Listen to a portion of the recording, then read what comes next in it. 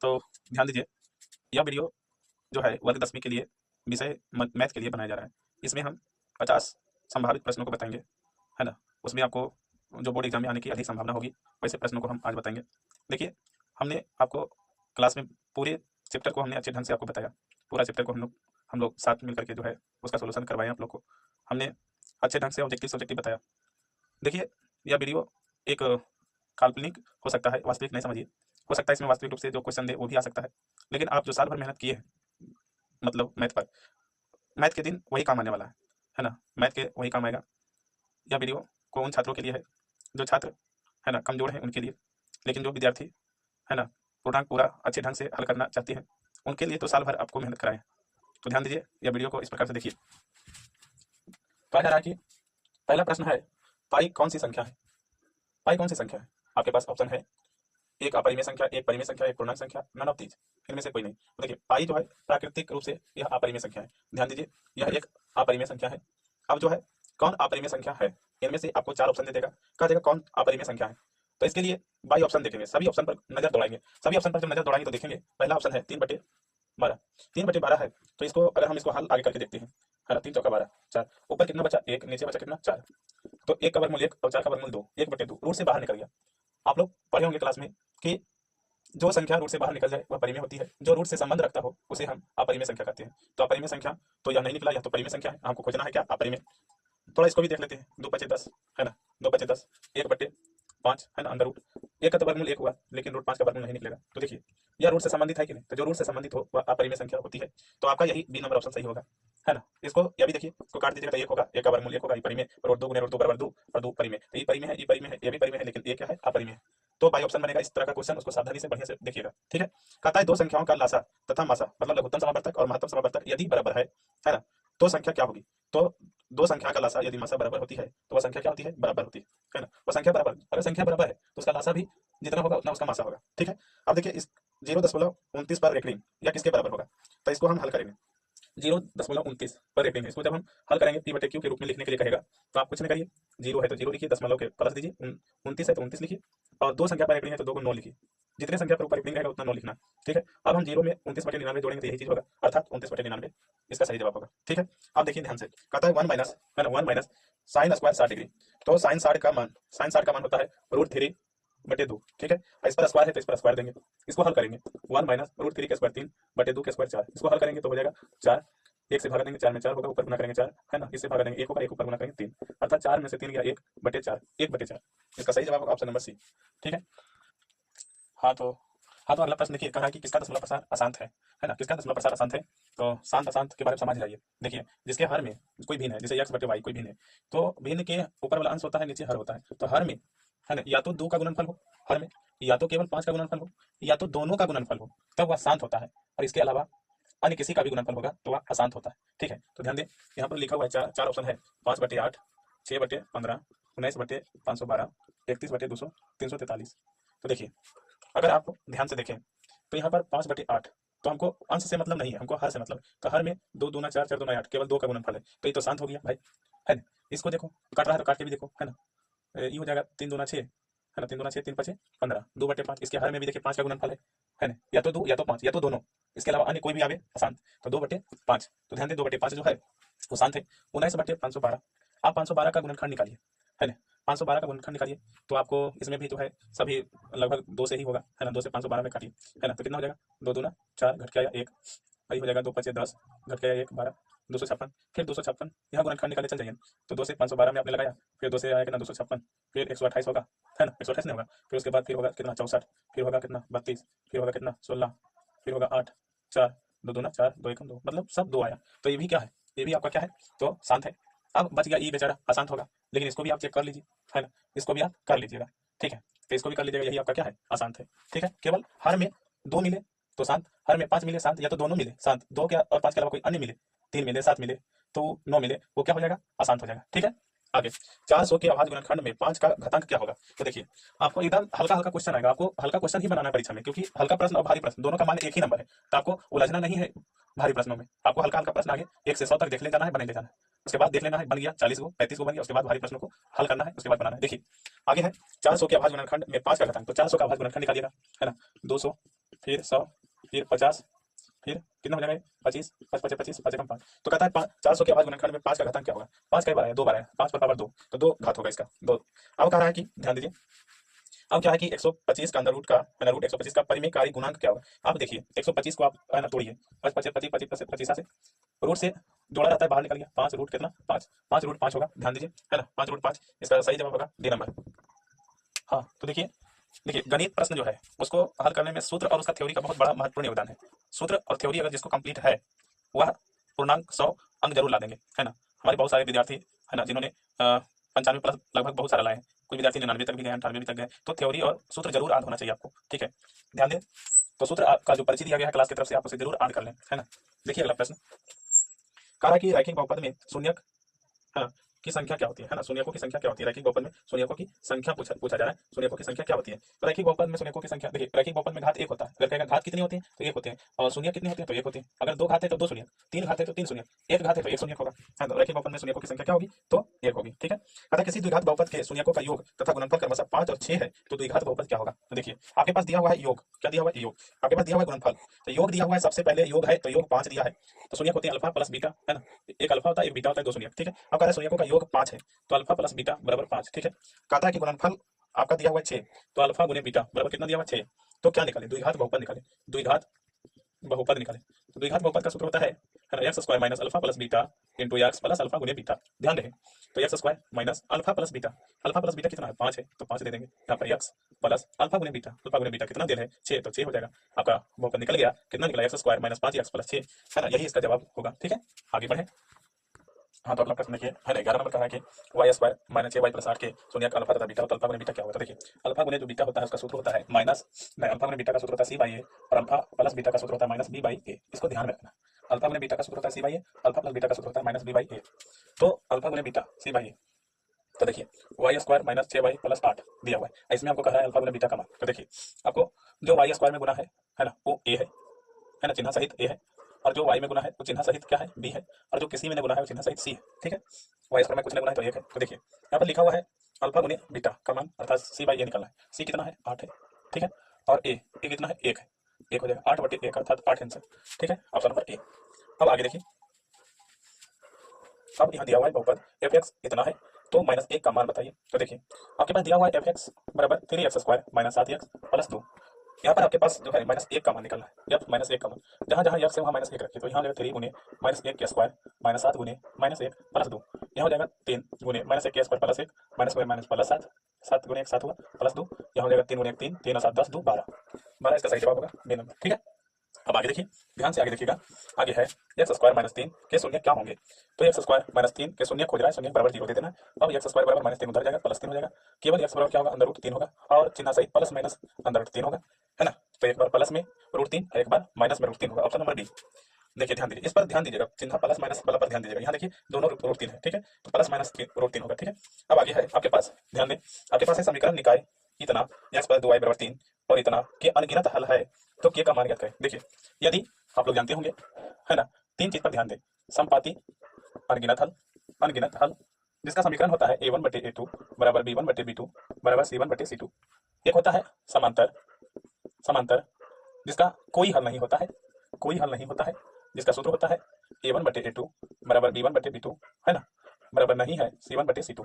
एक होता है प्रतिच्छेदी, है ना, प्रतिच्छेदी जिसका सूत्र होता है a1 बटे a2 बराबर नहीं है b1 बटे b2 बराबर है c1 बटे c2। तो ध्यान दें, प्रतिच्छेदी जो रहता है ना, प्रतिच्छेदी जो होता है वह उसके एक हल होते हैं, और समांतर का कोई हल नहीं होता है, और जो संपाती होती है उसका अनगिनत हल होता है। तो हमको कहा है कि यह अनगिनत हल का फॉलो कर अनगिनत हल है, तो के का मान ज्ञात करें। तो देखिए इसको एकदम याद रखिएगा, परीक्षा में इससे संबंधित क्वेश्चन आ सकते हैं, या तो डायरेक्ट आ सकते हैं ऑब्जेक्टिव में सूत्र पूछ देंगे, या तो आपको इस तरीका का बनाने के लिए कहा जा सकता है, ठीक है। दिया हुआ है के का मान निकालना है, तो देखिए हमको कह रहा है अनगिनत हल, तो हमको इस सबसे अभी मतलब नहीं है, हमको अनगिनत हल के सूत्र पर लाना है। यहाँ लिखा हुआ है 5x, है ना, प्लस क्या है ky बराबर 15, एक समीकरण है ना, पहला समीकरण है 2x प्लस 2y बराबर 3, और एक समीकरण है 5x प्लस ky बराबर 15। तो देखिए जो पहला समीकरण में गुना है वो x में गुना है 1, अर्थात कुछ ने गुना तो 1 है, वो है a1, है ना, x में जो गुना है a1 है, और जो y में गुना है a2 है चिन्ह सहित। अगर इसको इधर भी ला सकते हैं या तो इधर रखिए, कोई दिक्कत नहीं है। तो ये हो गया आपका क्या, ये हो गया c1। अब इसको ध्यान दीजिए, ये है आपका कौन सी, ये आपका है a2, और ये है आपका b2, और ये आपका है c2। हमको A1/A2, B1/B2, C1/C2 के रूप में लिखना है। तो A1/A2, A1 कितना 1, A2 कितना 5, फिर B1 कितना 2, B2 कितना K, C1 कितना 3, C2 कितना 15। आपको क्या निकालना है, K का मान ज्ञात करना है। या तो आप ई दोनों को बराबर करके K ला दीजिए, या तो आप ई दोनों को बराबर करके K ला दीजिए। दोनों तरफ से सेम आएगा आंसर। 2/K बराबर 3/15, 3 5 15। ठीक है, अब गुना करिए, यहाँ की 1 बचा, 1 K गुने 1 K हुआ, 2 गुने 5 1 2 10 हुआ, K बराबर 10 है ना। इसका आंसर होगा, ऑप्शन नहीं लिख पाए, K बराबर 10 होगा। आप इस तरीका से आप बना सकते हैं। ठीक है, आगे देख। हाँ तो देखिए आगे 15 नंबर क्वेश्चन देखिए। 15 नंबर प्रश्न कहता है कि समीकरण 3x² - 18x + 6 = 0 के मूलों का योग क्या होगा। तो मूलों का योग, दो मूल होते हैं द्विघात समीकरण, अल्फा और बीटा का योग बराबर सूत्र होता है -b/a। तो ध्यान दें, हमने बताया जो x² में गुना है वो a है, जो x में गुना है चिन्ह सहित b है, और जो किसी में नहीं गुना है चिन्ह सहित c है। तो हमको -b के स्थान पर आपको क्या है, -18, -18/a। a के स्थान पर आपको 3 है तो 3 देनी है, माइनस हुआ माइनस प्लस 18, प्लस 18/3, 3 × 18 6 इसका जवाब होगा। तो +6 ऑप्शन नंबर डी। ठीक है, आगे देखिए। आगे कह रहा है समांतर श्रेणी 1/2, 1 3/2 12, सॉरी 12 नहीं, लगभग ये 2 है का 15वां पद क्या होगा। तो देखिए आपको 15वां पद ज्ञात करने का है ये। तो देखिए आपको जो है कितना भी पद कहे, आपको दो चीज मालूम होना चाहिए, ए बराबर ए मालूम होना चाहिए और डी मालूम होना चाहिए। ए आपके पास दिया हुआ 1/2 और डी निकालनी है। डी निकलता कैसे, डी को कहते हैं ए मतलब प्रथम पद, डी मतलब सारवंतर। सारवंतर कब निकलता है, दूसरा पद में पहला पद को घटाने से। तो दूसरा पद 1, पहला पद 1/2, तो आप 1 में 1/2 घटाइएगा तो 1/2 होगा। ध्यान रहे आपको 15वां पद कह रहा है, तो 15वां पद निकालना आपको है। तो डायरेक्ट आपको a + 14d कर देनी है। आपको 20वां पद कहे तो a + 19d है ना, सूत्र पर भी बना सकते हैं। तो ये शॉर्टकट है, हम ऑब्जेक्टिव बना रहे हैं। तो ध्यान दिए, a + 14d, a के स्थान पर 1/2 प्लस 14d, 14 गुने d के स्थान पर 1/2, 7 दूना 14, ये हो जाएगा 1/2 प्लस 7/1, नीचे नीचे कैल्सियम 2, 1 + 14 15/2 आपका सही जवाब होगा, ऑप्शन नंबर बी। ध्यान दें आगे। अब आगे देखिए, यदि किसी समांतर श्रेणी का पहला पद है ना 9 हो और सारवंतर -3 हो तो इसके 12 पदों का योगफल क्या होगा। देखिए है ना, एपी में योगफल का सूत्र होता है एसएन बराबर क्या होता है n/2 into 2a + n-1 into D. देखिए हमने बताया आपको कि सभी सूत्र को आपको याद कर लेनी है, सभी थ्योरी को आप एक बार देख लें। देखिए n/2, n आपके पास दिया हुआ है ना, पहला पद 9 है, सारवंतर -3 है। 12 पदों का आपके पास देखिए, पहला पद 9 है अर्थात a बराबर 9 है, और सारवंतर -3 है तो d बराबर -3, और आपके पास 12 पद कह रहा है तो n बराबर 12, 12/2 इंटू 2a, 2a के स्थान पर आपको 9 रखनी है, n 12 - 1 है ना। उसके बाद आपके पास यहाँ प्लस देनी है और d के स्थान पर -3 देनी है। यहाँ हो जाएगा 6 दूना 12, 6 इंटू 9 दूना 18, प्लस ये घटेगा तो आपको हो जाएगा 11 गुने -3, ये हो जाएगा 6 इंटू 18 -33, आपको घटा लेनी है। 33 में 18 घटानी है तो कितना हो जाएगा, 8 5 13 है ना, 8 5 13, यहाँ 2 बचा 1 15, 15 हो जाएगा माइनस में, तो 6 गुने -15, 15 चक्का 90, -90 इसका जवाब होगा, -90। यहाँ पर ऑप्शन नंबर सी देखें। अब कह रहा 0 और 50 के बीच है ना कितनी विषम संख्या है। आप इसको, हम आपको ट्रिक भी बताएंगे, आप पहले आपको लॉन्ग नियम से देखें। कारा 0 और 50 हो सकता है सब्जेक्टिव पूछ दे, 0 और 50 के बीच कितने विषम संख्या है, 0 और 50 को लेनी है। तो 0 और 50 के बीच पहली संख्या आपका विषम संख्या है, पहली 1, फिर 3, फिर 5 डॉट डॉट डॉट, 50 तो विषम संख्या है नहीं, है कितना 49 है ना। तो अंतिम 49 है, प्रारंभ ए है, ए आपके पास 1 है, सारवंतर आपके पास 3 में से 1 किया तो 2 है, अंतिम पद आपके पास 49 है। अगर सब्जेक्टिव कहेगा तो ऐसे बनाना है, ट्रिक भी इसको बताता हूँ, रुकिए ध्यान दें। आगे कह रहा है कि an बराबर a + n-1 इंटू डी है ना, 49 बराबर a 1 प्लस n आपके पास क्या हो जाएगा, या निकालनी है -1, डी आपके पास 2 है, एक इधर ला दीजिए तो 48 हो जाएगा, ये हो जाएगा 2n -2, 2 इधर कर दीजिए तो हो जाएगा 48 प्लस 2, तो यहाँ हो जाएगा 2n, ये हो जाएगा 50 बराबर 2n, कट जाएगा तो 25, n बराबर कितना है 25। तो आपके पास इसका जवाब होगा 25। देखिए करनी क्या है, अगर आपको 0 और 50 के बीच कितनी सम संख्या पूछे, और विषम संख्या तो जितनी सम उतनी विषम होती है, 25 को सम 25 को विषम, तो सही जवाब हो जाएगा 25। ठीक है, आगे देखिए। आगे आपको कह रहा है कि समांतर श्रेणी में 51, 48, 45 और 6 में पदों की संख्या क्या होगा। आपका पहला पद 51, सारवंतर क्या होगा, तो 48 में 51 को घटा दीजिए, 48 में 51 को घटाइए कितना होगा, तो ये होगा -3 है ना। आगे आगे है अंतिम पद आपके पास दिया हुआ है कितना 6, 6 दिया हुआ है, तो इसमें पदों की संख्या यहाँ निकालनी है। तो आराम से आप निकाल सकते हैं, n बराबर a + n-1 इंटू डी है ना। अब यहाँ पर 6 लिखे, a के स्थान पर 51 प्लस n की जगह पर लिखना है आपको n ही -1, डी आपके पास कितना हो जाएगा, तो -3। ध्यान दें, इसको इधर कर दें, बराबर -3n प्लस 3 हो जाएगा। अब देखिए ध्यान से, इसको जब आप घटाइएगा, आप इसको घटाते हैं तो कितना हो जाएगा, आप इसको घटाइएगा तो हो जाएगा है ना कितना, तो 4 45 45 हो जाएगा, -45 ठीक है, -45 हो जाएगा। अब इसको आप इधर अगर कर देते हैं तो -3 हो जाएगा है ना, +3 -3 हो जाएगा, ये माइनस कितना हो जाएगा 3n। तब इसको आप घटाइए, मतलब -45 -3 जब जुटेगा -48 हो जाएगा, और -3n, माइनस माइनस कट गया है ना। आपको कटनी है, 3 को इसमें बटा कर दीजिए है ना, तो n बराबर हो जाएगा कितना, 16 3 48, 16 हो जाएगा n बराबर। ठीक है, तो जवाब में 16 इसको मारना है। ठीक है, आगे देखिए। हाँ तो देखिए आगे कह रहा है कि समकोण त्रिभुज ए बी सी में है ना बी 90 डिग्री है। आप एक समकोण त्रिभुज बनाइए है ना, ए बी सी, जिसमें बी 90 डिग्री देना है ना, 90 डिग्री। उसमें कह रहा है कि ए बी आपके पास कितना है, √15 सेंटीमीटर, और बी सी 1 सेंटीमीटर। ठीक है, और आपके पास ए सी है 4 सेंटीमीटर। ठीक है, तो tan ए क्या होगा, आपके पास tan ए खोज रहा है, tan ए, तो tan ए बराबर होता है लंब बटे आधार है ना, आपको तीनों भुजाएं देते हैं, आपको tan a खोजना है, लंब बटे आधार, लंब आपके पास है √15, आधार आपके पास है कितना, अच्छा ए की बात कर रहा है ए अर्थात ए के अनुसार लंब आपके पास जो है, जैसे ए न्यून कोण कर दिया तो सावधान हो जाना है, ए के अनुसार देखना है, ए के अनुसार लंब है 1 सेंटीमीटर और आधार है आपके पास √15, है ना, सेंटीमीटर, सेंटीमीटर से सेंटीमीटर कटा 1/√15 इसका जवाब होगा। तो 1/√15 कहाँ है, ऑप्शन नंबर सी में है ना। इस तरीके से आपको बनाना है। आगे देखिए 1/sec थीटा क्या होगा, तो 1/sec थीटा है ना बराबर क्या सूत्र होता है, तो 1/sec थीटा cos थीटा के बराबर होता है। तो ध्यान दें आगे cot x और tan x, देखिए या तो थीटा रहे या तो फाई रहे या तो x रहे y रहे कुछ भी रहे, तो tan थीटा गुणे cot थीटा बराबर 1 होता है, ये नंबर। आगे क्या है, cos फाई बराबर 1/2, तो cosec फाई क्या होगा, ध्यान दें cos फाई, cos कितना डिग्री मान 1/2 होता है, तो cos है ना, cos कितना डिग्री मान होता है, तो cos 60 डिग्री मान होता है ना, cos 60 का मान होता है, 37 का मान 1/2 होता है, तो cos 60 का मान 1/2 होता है। ध्यान दें cos cos कट जाएगा, फाई बराबर 60 डिग्री। अब ये 60 डिग्री यहाँ रख दें, है ना, यहाँ पर 60 डिग्री रखें, तो sin 60 के उल्टा cosec 60 होता है, sin 60 होता है √3/2, तो cosec 60 क्या होगा, 2 ऊपर और √3 नीचे, तो सही जवाब होगा 2/√3, ऑप्शन नंबर बी। आप देखें अगला प्रश्न 24 नंबर प्रश्न क्या कह रहा है कि है ना √3 tan a - 3 बराबर 0, तो a का मान क्या होगा, ध्यान दें 3 को आप इधर करें, तो √3 tan a बराबर +3, केवल tan a बराबर 3/√3, हर के परमेकरण करें तो √3/√3 tan a बराबर 3√3 बटे √3 गुणे √3 3 3 से 3 कटा, tan a बराबर आया √3, tan कितना डिग्री का मान होता है √3, तो 60 का मान होता है, तो आपके पास है ना, आपके पास a जो है tan a का मान आया 60 डिग्री, ऑप्शन नंबर बी। ठीक है, आप इस प्रकार से बनाएंगे। आगे देखिए आगे क्या है, यदि थीटा बटे 5 डिग्री बराबर 12 डिग्री, है ना, थीटा बटे 5 बराबर 12 डिग्री, तो 3 गुने कोसेक स्क्वायर थीटा क्या होगा, यदि आप गुना करें तो थीटा बराबर होगा 60 डिग्री, यदि इसमें रखें 3 गुने कोसेक स्क्वायर, यहाँ पर 60 डिग्री रखें तो हो जाएगा 3 गुने, आप जानते हैं कोसेक 60 के क्या होगा 2/√3, और इस पर स्क्वायर तो स्क्वायर दें, यहाँ पर हो जाएगा 3 गुने 2 के 4, 2 का स्क्वायर 4, √3 के स्क्वायर 3, 3 से 3 कटा 4, इसका सही जवाब होगा ऑप्शन नंबर सी। 25 तक बताएं।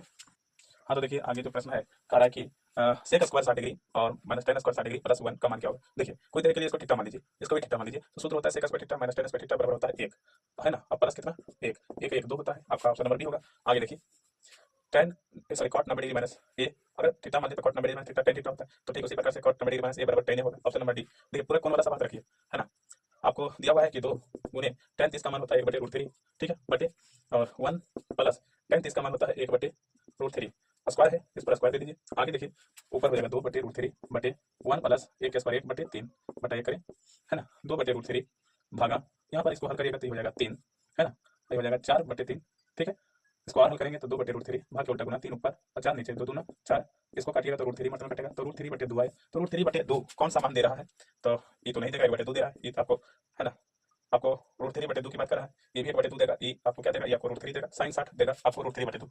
देखिए आगे हम आपको बता रहे हैं कि 1 प्लस cot स्क्वायर ए बटे 1 प्लस tan स्क्वायर ए का मान बताना है, ठीक है।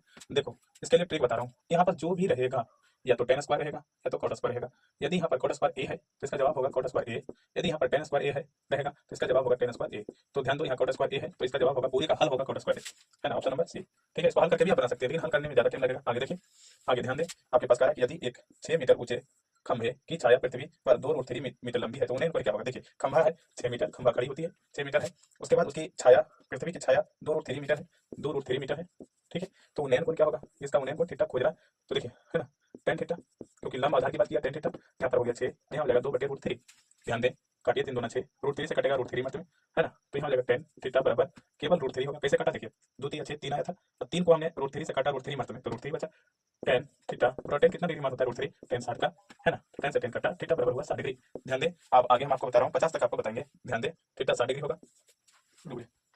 हाँ तो देखिए कह रहा है कि निर्देशांक अक्षों के प्रतिच्छेदन बिंदु को क्या कहते हैं, तो निर्देशांक अक्ष में 2 अक्ष होते हैं, एक x अक्ष एक y अक्ष, x अक्ष जिन्हें हम भुज कहते हैं और y अक्ष जिन्हें हम कोटि कहते हैं, एकदम ध्यान दीजिए, है ना। कह रहा है कि निर्देशांक अक्षों के प्रतिच्छेदन बिंदु जहाँ दोनों रेखाएं प्रतिच्छेद करती है उस बिंदु को हम क्या कहते हैं, उस बिंदु को कहते हैं मूल बिंदु, है ना, उस बिंदु को क्या कहते हैं मूल बिंदु, और मूल बिंदु का निर्देशांक होता है 0 और 0, है ना।